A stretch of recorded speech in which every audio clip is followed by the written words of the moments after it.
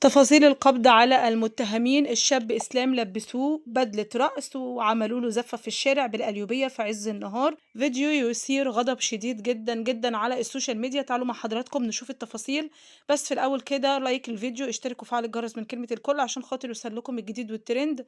وقبل ده كله هنصلي على رسولنا الكريم عليه أفضل الصلاة والسلام. فيديو مثير للجدل وفيديو غاضب جدا: شاب بيجبروه على ارتداء بدلة رأس وبيزفوه في الشارع في عز النهار بمحافظة القليوبية. إسلام شاب كان على علاقة مع فتاة في القليوبية وتقدم لها وهم رفضوه. راحت البنت هربت وراحت له. كان التصرف بتاع الأهل زي ما انتوا شايفين، زي ما حضراتكم كده شايفين، ضرب وإهانة وإذلال. طبعا ده نتيجة المسلسلات اللي احنا بنشوفها للأسف بتتعرض في القنوات الفضائية. بنتمنى طبعا ان احنا نرجع لأيام الزمن، المسلسلات اللي بتعلم الناس المبادئ والقيم والأخلاق والعمل الكويس.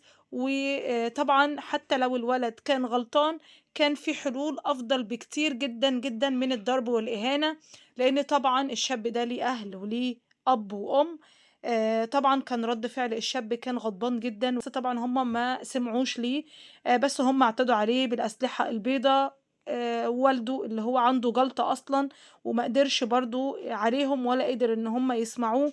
في اكتر من 15 شخص دخلوا عليهم البيت، بيت والدته ووالده، واتهموا ابنه بان هو خطف بنتهم وده ما حصلش. والام قالت ان انا قلبي محروق على ابني واللي حصل فيه. ابوهم مريض.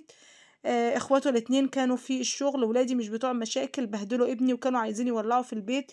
بالمناسبة الحمد لله تم القبض عليهم، والفيديو ده تم تصويره على السوشيال ميديا وجرى التحقيق في القضية. فيديو مثير للجدل طبعا. أنا هستنى رأي حضراتكم في التعليقات. يا ترى تصرف أهل البنت ده صح ولا لأ؟ ويا ترى البنت هي السبب في كل اللي حصل له؟